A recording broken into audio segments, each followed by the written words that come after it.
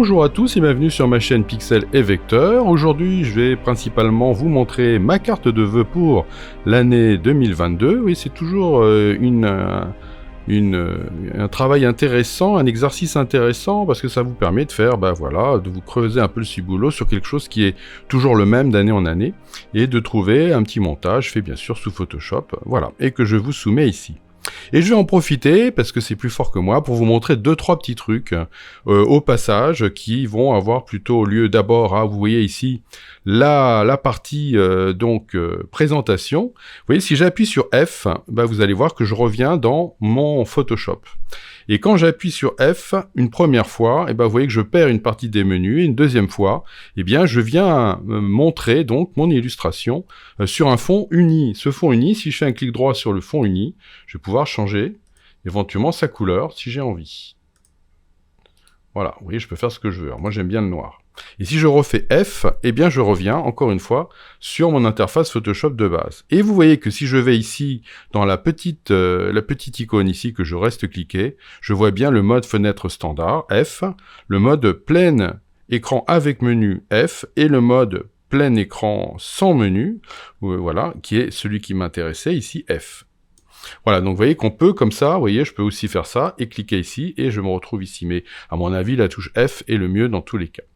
Voilà, donc oui, ça, c'est une première chose intéressante. Au passage, je voulais vous montrer, étant donné que j'ai travaillé avec du lettrage, je voulais vous montrer une petite astuce qui existe dans Photoshop, et qui se trouve, voilà, ici, vous êtes en train de vous dire, tiens, ce lettrage me plaît bien, est-ce que je pourrais trouver ça quelque part? Alors oui, vous pouvez aller dans le menu texte, et aller faire trouver une police similaire. Là, il va vous dire, voilà, dis-moi quelle est la police. Alors, je vais, donc voilà, faire quelque chose comme ça. Il faut que vos polices soient évidemment droites. Vous avez compris pourquoi. C'est que pour faire la sélection, voilà. Et là, maintenant, vous voyez, il va me faire une recherche, et il va me dire, voilà, j'ai trouvé toutes ces polices-là qui pourraient vous intéresser, qui sont sur Google, sur Adobe. Donc, si vous avez un abonnement, vous pouvez aller chercher ces polices-là. Vous voyez, Rama, Gothic, Cana. Et puis, vous pouvez regarder un petit peu ce que ça donne. Voilà. Et vous voyez que ça peut être vraiment super intéressant. Alors, si je veux ne pas afficher les polices disponibles, je peux décocher ça. Et à ce moment-là, je vais avoir les polices qui sont sur mon ordinateur, et pas les polices qui sont disponibles sur Google. Et vous voyez que j'en ai une qui s'appelle Alternate Gothic, qui est que j'ai déjà synchronisée, mais qui est sur mon ordinateur. J'ai la Ligue Gothic qui est aussi sur mon ordinateur. Vous voyez qu'ici, vous allez avoir toutes les polices qui sont sur votre ordinateur. Bon, mais pourquoi s'embêter, puisque j'ai l'abonnement. Si vous n'avez pas l'abonnement, évidemment, je vous conseille pas de cocher ça. Si vous avez l'abonnement, vous pouvez aller... Là, il va faire au plus juste, et il va essayer de trouver la police qui se correspondra le mieux. Voilà. Donc, vous voyez, c'est quand même vraiment très, très pratique. Alors, je voulais juste vous faire une petite nuance. Voilà, si j'ai une image comme ça, là, évidemment, ça ne va pas marcher parce que la police est de Traviole. Et donc, si je lui dis, vas-y quand même, trouve-moi la police. Alors là, vous voyez, je vais faire ça. Je vais lui dire que je vais le faire au plus juste.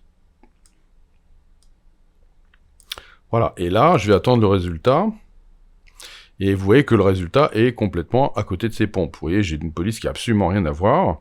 Si je décoche ça, bof, je vais certainement avoir des trucs complètement ridicules aussi. Donc, ça peut pas fonctionner comme ça. Donc, en fait, ce qui serait possible de faire, c'est de se dire, alors, dans un cas comme ça, ce que je vais faire, c'est que je vais aller sélectionner cette partie-là. Voilà, je vais aller mettre un repère ici. Puis je vais copier ça avec un pomme J ou CTRL J pour les PC. Ça va me copier ça sur un calque. Je vais ramener les calques ici pour l'instant, voilà. Vous voyez, je vais pouvoir enlever celui-là. Puis je vais faire une transformation manuelle, pomme T, CTRL T. Clic droit à l'intérieur. Je vais me faire une petite inclinaison. Et l'inclinaison va me permettre de prendre le curseur du milieu ici, de remonter ça jusqu'ici. Voilà, et là je vais me retrouver avec quelque chose de droit. Parfait. Bon, maintenant, si j'essaie d'aller voir qu'est-ce qu'il me dit maintenant, je fais trouver une police similaire, et que je lui dis, vas-y, essaie de me trouver maintenant les polices. Ah, attendez, excusez-moi, je vais le mettre là, donc ça sera fait comme ça. Voilà, je vais revenir avec ça ici. Voilà, on va le remonter un chouïa, et hop, on va reprendre le dernier. Voilà. Et là, je vais regarder qu'est-ce qu'il me demande, ce qu'il me donne. Ah, vous voyez que ça commence à être un petit peu mieux. Voilà, j'ai des polices un peu louches là, ici. Mais si je viens lui demander les polices les plus justes possibles, est-ce que je commence à avoir des polices intéressantes? Ouais, c'est un petit peu mieux. Mais vous voyez que le M est un peu bizarre, le S aussi. À part celui-là peut être pas mal. Oui, cette police-là peut être pas mal. C'est pas encore complètement génial, mais c'est pas mal. Vous voyez que simplement, bah, c'est parce que malgré le fait que je les ai essayé de redresser, mes lettres sont quand même légèrement déformées. Et donc, forcément, on n'a pas exactement le bon dessin de la lettre. Donc, il faudrait essayer de redresser encore mieux que ça pour obtenir quelque chose. Donc là, ça devient très compliqué. Et ce petit gadget, il est plus très intéressant. Mais vous voyez que, bon, j'aurais quand même la possibilité d'aller voir celle-là qui pourrait s'avérer intéressante. Vous voyez, j'ai quand même quelque chose qui s'avère un petit peu mieux. Voilà. Bon, voilà, je vous montre ça. C'est un petit gadget, mais dans certains cas, ça peut servir. Je vous rappelle quand même que vos yeux sont aussi vachement bien pour faire des comparaisons. Ça marche vraiment très bien aussi. Donc pourquoi s'embêter? Voilà, mais bon, voilà, je vous montre ça parce que ça existe ici. C'est donc dans Trouver une police similaire qui se trouve ici. Voilà, et puis je vais vous remettre donc ma petite carte de vœux, je vais faire FF, et je vais vous dire, à bientôt pour de nouvelles aventures sur Pixel et Vecteur.